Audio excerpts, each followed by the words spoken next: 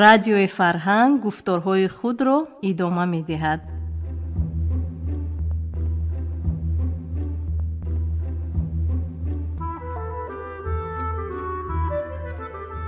салом шунавандаҳои азиз, ҳоло аз хазинаи тиллоии радио романи иҷтимоӣ палатаи кунҷакиро аз рӯи асари нависанда Фазлиддин Муҳаммадиев бишнавед.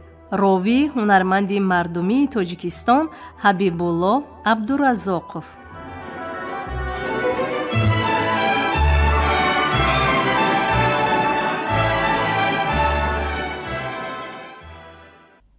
симои ноадолатиро нахустин бор ҳамон рӯз возеҳ дида будам. гоҳо ба сарам андешаи маюсонае меояд ки агар танҳо ба умеди такмили виҷдону ақоиди худ шавем, ошновозӣ бар ин як иллати бузургеро бо маҳалчигӣ, миллатчигӣ, ҷӯрабозӣ, ришвахӯрӣ бар ин шохаҳояш ба ин қарибӣ аз ҳаёти ҷамъият низ карда наметавонем. олимон бояд ҳарчи зудтар мошинҳои электронии одамшиносӣ ихтироъ карда ба кӯмаки мо бирасанд. ҳоло дар баъзе ҷойҳо, маслан дар гаӣ ва институтҳои тадқиқот, санҷиши одамон ба зиммаи ҳамин гуна мошинҳо гузошта шудааст. дар ин асно бародари Иброҳимҷон ба палата даромада ва ӯ нафаҳмида монд ки оё нақли Носир Аббос ба поён расид ё ӯ боз чизе илова карданӣ буд. ҳамроҳака аҳли палатаро хуб мешинохт. бо Иванамак ва Носир Аббос чун ошноҳои дирина вохӯрӣ кард. дар палата низ чун дар кӯчаи кушод қоматашро рост дошта ба тарзи низомӣ қадам мегузошт. туфлии сиёҳи лаққосияш бо савлат ғарҷос мезад. иброҳимҷон саросима рӯи кат нишаста гиребони бетугмаи як тараф кат шуда ба китваш фаромадаро дуруст кард. бародараш хам шуда ӯро ба оғӯш кашид, аз рӯяш бӯсид. пас рӯи додарро бо навозиш сила карда вале шер, офарин шер гуфт. аз ӯ бӯи хосаш меомад ки солҳои дароз ин ҷониб ба димоғи Иброҳимҷон нишаста буд.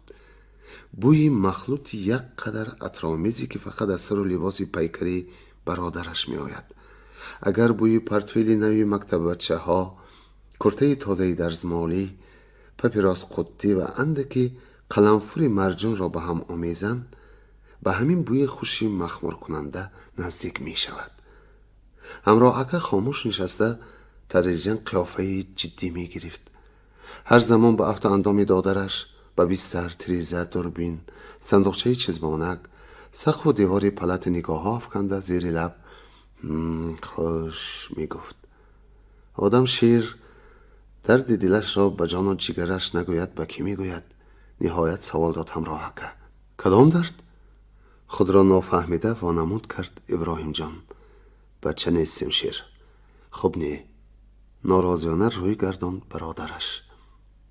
қамар омада аз парирухи гап мезад, ишораҳо мекард ки Иброҳимҷон розӣ шавад, сурати он нозанинро биоварад. боз аз кадом як комитети наҷот сухан мекард, он лаққе ки ҳамроҳакаш аъзои он комитет будааст. бародар талаб мекунад ки дарди дилашро гуфта диҳад. чиро гӯяд? чӣ тавр гирифтори ишқи хиромон шуданашро? магар ҳамин бародараш набуд ки баҳсу мунозираи бутун ташкилотҳо, маҳаллаҳо, гурӯҳ одамонро ба осонӣ ҳал карда метавонисту носозиеро ки дар оилаи додараш буд, ба ҷои бартараф кардан баръакс мураккабтар мекард?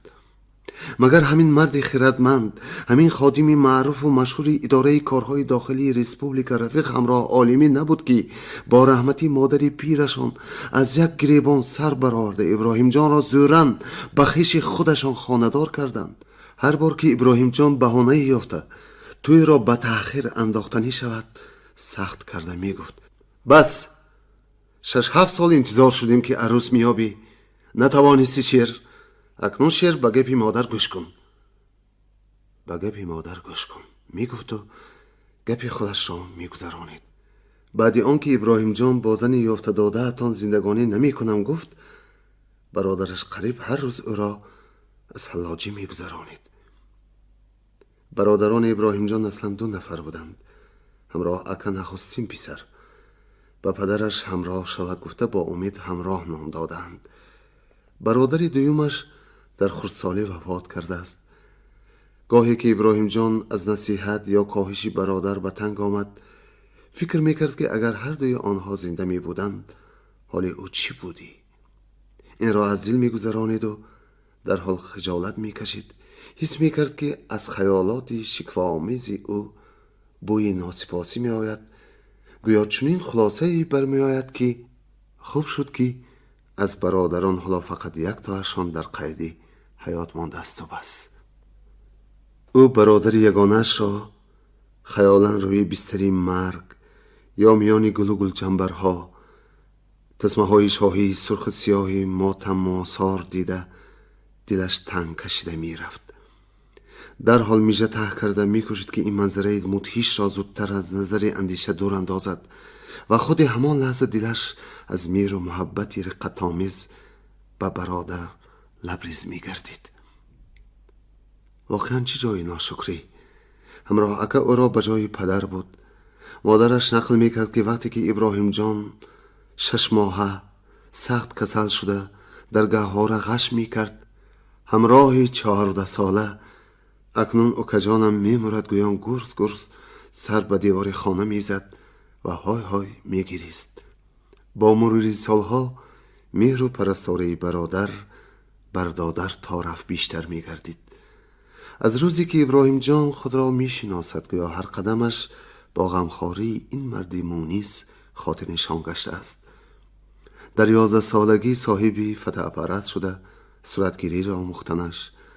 از صنف 1 تا کورس آخرین اونیورسیتیت نه در خوراک و پوشاک، نه در کیسه خرجی یا اسباب خانیش یا ترانزیستور و ماترالر بر این چیزها احتیاجی حس نکردنش، همه از شرافت مهربانی برادر بود که آرزوهای او را حتی در شعور خودش شکل نگرفته پی می برد و از پی عملی گردیدنش می کوشید. منو انقدر به تو بیگانه نیستم شیر. باز گفت برادر، تو شیر می بایست از غم و تشویش خود ما را آگاه می کردی. ابراهیم جان چیزی نگفت. برادر او را با کتف تسکین‌آمیز تب تب زده برآمده رفت. آدمان گاها به محصول خیال رنگین خود دل می بازند. ابراهیم جان آید به این گونه قصه ها از قبیل پیگمالیون بسیار چیزها شنیده و خوانده و فیلمی سرای امریکایی خانم صاحب جمال من را نیز دیده است. نگار مثلا طبیعتا نرم گفتار و خوش رفتار است. تبسم لطیفی که او اثنای جواب به سوال دلباخته در لبان دلربایش میدمد به نظر دلداده چون علامت توجه یا حتی چون مژده مهر میتابد. خیال برآشفته و با وصال تشنه عاشق کلکی رنگین برداشته تصویرها منظرهای دلنوازی میکشد و هر ظاهره را که در روبرویش میبیند حتما رنگ مطلوب میدهد. از هر سخن نگار آهنگ مرغوب میشنود، در مقصود میبیند. مثل آن که تشنه آب را در بیابان سوخته سرابی بی ترحم فن میزند، در نظر چشمه های جانبخش نهرهای حیات آفرین به جلوه می آورد. مثل آن که در نظر راه گم زده‌ای که از سرما کرخ شده از پای در افتاده است، دوره گرمی گرد گلخن، بستری نرم دوستی کهن، باغ و بوستان پر از میوه گل و گلشن پیش دیدگان می آید. عاشق بیچاره را با این کوی تلبیس و پرخطر نه حریفی بلکه اندیشه مبالغه‌کار خود درباره فضیلت و حسن و خصلت خویشتن می اندازد. چنان که این نوع فریبی محض در کمینگاه سریکوی هر فردی هست، به نظر عاشق نیز شخصی او از بودش بهتر و مهتر میتابد. هرگاه که احتمال این گونه گمان کذاب به خیال ابراهیم جان می آمد، حس می کرد که فکر دهشت انگیز مدار دست و پایش را خشک می کند. اما مدتی می گذشت و اندیشه های تلخ پریشان می گشتند و او در سمای خیالات شیرین از نو به پرواز می در آمد. او را فقط 1 تا کران لازم بود. او می دانست که آن کران کعبه 100 نام دارد. بلندیش برابر عمارت 6 آشانه است. یک باره 5 تن بار می بردارد. در شرایط تاجیکستان از کرانهای میانه به شمار می رود و در ساختمان بناهای 4-5 قبطه کار فرموده می شود. اما به هر یک کرن باربردار به اضطراب نگاه کرده نمی توانست. هم به کرن‌های مناره زردی که به راکت‌های بالستیکی به سوی آسمان راست شده می‌مانند و آنها را بناکاران که به 101 می‌نامند. هم به کرن‌های بزرگی پنجره‌تنی که عمارت‌های 10 آشیانه را راست می‌کنند. پیاده‌روان بی اختیار به کرن‌های کناری را یا کرن‌هایی که در پس عمارت‌های سر کوچه قامت افراختند با امیدی می‌نگریست. از تریزه اتوبوس، ترالیبوس، از درون مسکویچی خود حتما به همه کرن‌های به نظرش برخورده سینچه کنان می‌نگریست. رفت تا همین کرن‌ها را از آن خرامان باشد. من به خبر مانده باشم و در مدت این یک روز او به این ساختمان کوچیده به این کرن گذشته باشد. از دور به عمارت‌های ناتمام چشم دوخته پیکر خرامان را دیدن شناختن می‌خواست، ولی مگر از دور کسی را شناخته می شود. وی چشم دوخته از حرکت میله کرن می‌خواست دریابد که آیا آن را دستان دلبرش اداره می‌کنند. بله، از بسیار نگاه کردن، هر یک حرکت میله را با دقت تعقیب نمودن، او رفته به اندازه مشاهده کار گشته بود که از جنبش مناره و میله کرن، از نظم حرکتی باری که آن برداشته در هوا سیر می‌دهد، اسلوب کار خرامان را تفاوت کرده می‌توانست. عجب آفریده است دلی آدمی زاد. کرن بیگانه را از دور میدید. خیلی خوب میدانست که این دستگاه شخص دیگری است. با وجود این به آن سوی میرفت، به زیر پایش نگاه نکرده، چشم از کرن نکنده، در صحن ناهموار ساختمان پیش با خورده پیش میرفت و فقط بعد دیدن کله‌پوش مردانه‌ای در بین تیریزه های به نور آفتاب درخشنده کابینه کرن مایوسانه برمیگشت. یا برعکس، هنگامی که سوی عمارت میرفت یقین میدانست که خرامان از روی جدول حالا کار میکند. در کابینه خود نشسته به پایان مینگرد که کشک های سیب تناب را به گوشک های خمه لای بیتون چگونه میگذرانند. آره، خوب میدانست که او آنجاست، ولی همین که چشمش بر روی مال آسمانی رنگی او افتاد یا گیسوانی بگرد سر چنبرسان پیچانیده اش را میدید، مثل آنکه بناخواست در جای غیر چشم داشت واخورده باشد، دلش گویا از قند بر میجست و چنان با شدت میتابید که از حمله ناگهانی خون در یکان تفسیده رفتن سر رویش را حس میکرد. آشخانه نزد آن ساختمان از گوشه هایی بود که دلی رنج پروردی او را همیشه تسکین میبخشید. اینجا خرامان از پدیدار شدن، نزدیک آمده سلام دادن و پرسگاف کردن ابراهیم جان نمی کپید. بنابراین هم او این آشخانه سنزار را که دیوار بین تالار و مطبخش را از روی مود افتانیده بودند و در فضای آن بوی پیازداغ، بخار آش و سبزه‌ها سیر کرده اشتها را میبست، از رستوران‌های آراسته و پیراسته افضل تر میدانست. تیر ماهان برابر وارد شدن به آن آشخانه اول به لباس آویزک مینگریست. آیا باران جامه گلابی نگارش آویزان است، یا آن روز که هوا سیرانتر است او پالتوی سبک جگریش را پوشیده است. بگذار با او گفتگو کردن میسر نشود، بگذار خرامان وعده به ملاقات ندهد، فقط چهره دلربایش را یک لحظه، یک ثانیه ببیند، رخسار گلگون و باصفایش را فقط یک آن ببیند، همین کافی است. بگذار او با دوگانه هایش سرگرم صحبت باشد و به سوی او حتی نظری نافکند. تنها چند ثانیه آواز دلخروشی او را بشنود کفایه است. همان صوت جان آفرین را که چون نسیم اطرافشان موسم گل فارم مثل نورهای سحری خورشید نرم و نوازشگر مانند سرود مرغان خوشخوان یا نوای چشم ساران دلپذیر است و تا به ضمیر قلب می رسد و آنجا هر دفعه نقش‌های تازه گوارا می افکند. همان آهنگی را که منشأ حضور و حلاوت است برای دلی تشنه وصال. خیر، بگذار آوازش را هم نشنود. همین قدر بسنده است که از دور به سلامش با اشاره علیک بگیرد، یا حتی بگذار که همین قدر هم التفات نماید. ابراهیم جان هزار بار راضی است که نگارش آنجا باشد و او از دور اقلم بالای دلجو پیکری موزون او را، نگاه بی‌پروای چشمان شهلای او را ببیند و بداند که مایه بخت او زنده و سلامت است، مشغول کاروبار و روزگار خویشتن است. گاها صرف نظر از آن که به دیدار نگار مشرف شده است یا نه، از او یگان حرف امید بخش شنیده است یا نه، دل ابراهیم جان خود از خود بدون سببی و سببگار از رقت مالامال می شد.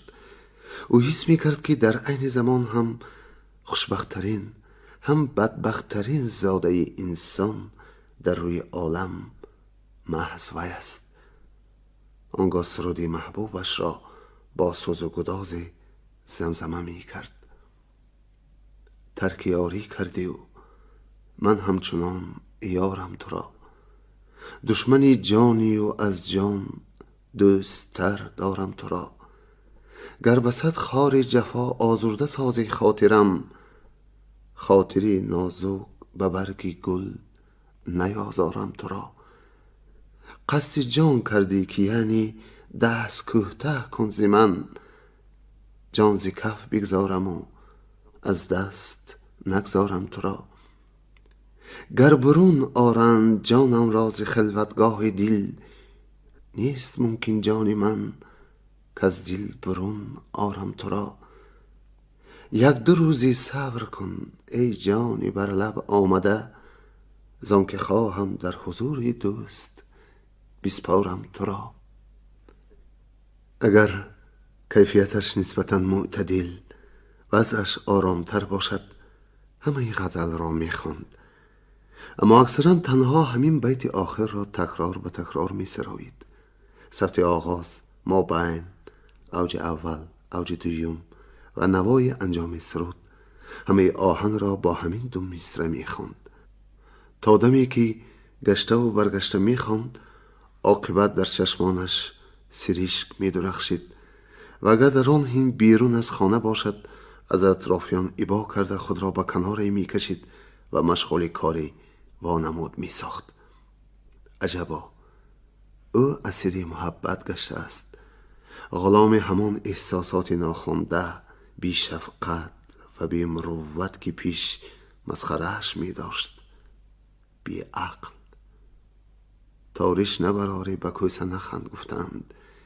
حکمتهای خلق تجربه روزگاری 1000 ساله را گنجایش دادند نادان.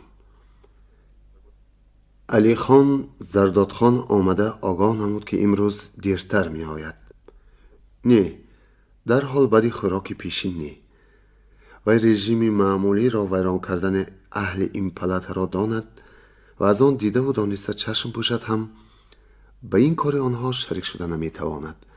میلش ساعت خواب روزانه را با مطالعه یا صحبت بگذرانند، فقط آوازشان از در بیرون نرود.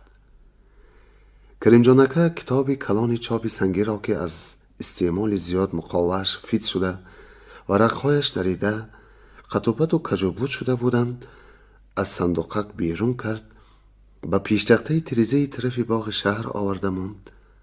پس شیشه های عینکش را با دامنی کرته پاک کرده در بالای بینی لندش استوار نمود. کرسی را آورده به تریزه نزدیک گذاشته نشست و اول به 4 طرف پلت چشم دوانید. باور حاصل کرد که به استراحت کسی خلل نمی رساند. سپس کتاب را از جای خط چوب گذاشتنش گشاده به قرائت در آمد. از بازی که احوالش سبکتر شده است، او روزانه چند دقیقه آرام یافته همین کتاب را می‌خواند که نسخه به نثر کماب و رنگ گردانده شده شاهنامه فردوسی است. صحیح‌ترش بیان خشک سوژه داستان است و بس. ابراهیم جان یک دو مراتب از او پرسیدنی شد که کریم جانکه خوشسواد را چه حاجتی است نسخه اصل این کتاب را، این شاه اثر بیزوال جهانی را مانده، روایتی بیرنگ و بوی آن را می‌خواند، ولی هر دفعه با کمال وجد قصه خوانی کردن او را دیده از پرسش دست می‌کشید. کریم جانکه را باب‌هایی که مصاف پهلوانان یا جنگ مغلوبه 2 لشکر تصویر می‌شد علل خصوص معقول بود و او را شوق و سروری بی انتهایی می بخشید. رستمی دستان، پهلوانی صاحب قران، دستش را در هوا الوانج داده میخوان کریم جانکه. گرزی گران 7777 منی را برداشته به سر آن گبری بددین و بدکش چنان کوبید که پیکری عظیمش تا به میان به زمین فرو رفت و روانش به جهنم ره سپار گردید. این گونه قطعه ها را کریم جانکه گاه تکرار میخواند و از غایت کیف و نشأه کف به کف میساوید و نداهای تحسین و ستایش بلند کرده به اطرافیان مظفرانه نگاه ها میافکند، گویا توصیفات کتاب به قهرمانان داستان نه بلکه به خود او دخل داشته باشد. اما کتابخوانی عادتاً چندان طول نمی کشید. تخمین 1-1.5 صحیفه را با آواز شنوا قرائت می نمود، باز همین قدر دیگر را زیر لب نیم خرمه می خواند و بس خاموش می گردید. بعضا عموما با آوازی بلند نمی خواند بلکه ورقهای لته کهنه برین شلح شده را با احتیاط گردانیده تصویرهای فراوان کتاب را تماشا می کرد. در هر چند صحیفه کتاب یگان رسم عجیبی یافت می شد که با اسلوبی مصوره های عصری میانه کشیده شده بود. کریم جانکه به صورت واهمناک دیوهای دراز چنگال شاخ و دمدار تنشان پوری پشم که بر بالای سرشان در داخل دایره یکی محض کدامین دیو بودن آنها نوشته شده بود، به تصویر شاهان، پهلوانان، زنانی پریچهره که چشمهایشان به نهایت کلان کلان می نمودند، ولی با وجود این به صاحبانشان می زیبیدند. دور و دراز ساکتانه نگاه کرده می نشست. کتابخانه کریم جانکه امروز هم همگی 4-1 ساعت دوام کرد. ناصر عباس از ایوان امک مصلحت پرسید که به دکتر از زندگانی خود چطور نقل کند. قصه دفعه گذشته سر شده بود که مگر این طرفش آسان نیست؟ پرسید موسفید دوام قصه را آسان پنداشته. این گونه قصه ها را به هم دردان نقل می کنند، گفت ناصر عباس. ایوان امک فهمیدم گویان سر جنبانید. کس جراحت خود را پیش طبیب بکشاید خوب است، یا اقلا پیش کسی که تنگه بر این یاره را طبق بر این نکند. اگر به معالجه کمک نکند اقلا سببگار اوج درد هم نشود. ایوان امک گفت اگر به آدم شناسی من اندک اعتماد داشته باشید به زردادخان باور کنید. مرد خودی است، موضوع کارش گواه. راست از موضوع کارش عیان که با راه سبک هموار رفتنی نیست. به فکر موسفید راضی شد ناصر عباس. با وجود آن وقتی که زردادخان به صحبت حاضر شد اندیشمند و پریشان حال بود، خاموش می نشست. ابراهیم جان که ها عهد کرده بود که اگر دکتر از او نقل قصه زندگانیش را طلب نماید آخر او را بیهوده به این پلت نکشانیدند، خواهد گفت که او قصه چندان دراز ندارد اما همان هم چیزی کم اهمیتی است. ولی اگر چنان که دکتر گفتند نقل او برای تحقیقات مهمی ضرور باشد مرحمت گفته می دهد. اما پس از حکایت معلم ناصر عباس در عرفیت هم میگویند که آب از خورد و نان از کلان، سلام از خورد و کلام از کلان. آره او قرار داده بود که از وی سرگذشت پرسند. راست دروغ چیزی بافته جان خود را رها خواهد کرد. لیکن دکتر به سوی کیم چگونه نگاه های معنی دار و اسرارآمیز افکند هم الحال سوالی نداده است. واقعا زردادخان نه فقط در باب طب بلکه در علم معانی هم بلد بوده است. در حال پی برد که امروز کیفیت ناصر عباس صحبت باب نیست. بهانه یافت و از بیمار سخن سر کرد. بیماری بیگانه از کلینیکی دیگر. نقلش گویا هم به صفت کفشیری گپ خدمت می کرد، هم اظهار درد دلی دکتر حساب می یافت و او را به قطار همصحبتانی برابر حقوق این پلت داخل می نمود. یعنی که هر کس از کار و بار خود فکر و خیالات خود آزاد نقل کند هیچ واقعه نیست. بعد او از نازکی‌های کار خادمی نظارت خلقی به گپ در آمد. آری بجای آن که در این خصوص حکایت ناصر عباس را گوش کند خودش مشاهده های از صحبت با کدامی از همکسبان عباس برداشتش را بیان می کرد. مرکب از آن سبب که می گفت او اساساً از تفتیش اجرای قرارهای حکومت عبارت بوده است. آخر تفتیش اجرای قرار یا قانون قسمی مهمترین کار پرتیوی است. آیا درست نیست؟ 100% تصدیق میکرد ناصر عباس سخن دکتر را با ذوق گوش داده.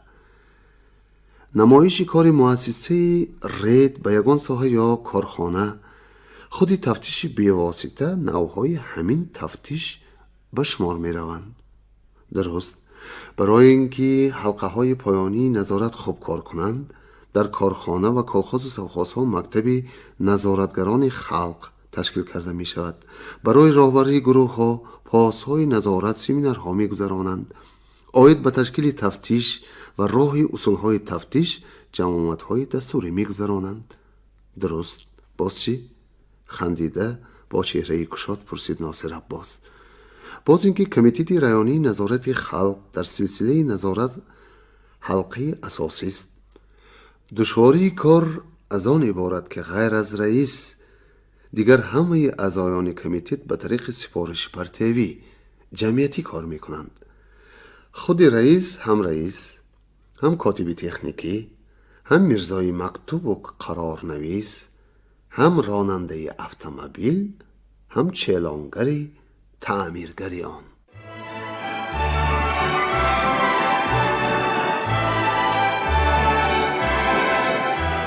شنونده های عزیز، یادرس می شویم که شما از خزینه طلایی رادیو رمان اجتماعی پالات کنجکی را از روی اثر نویسنده فضل‌الدین محمدیف در قرائت هنرمند مردمی تاجیکستان حبیب‌الله عبدالرزاقов شنیدید.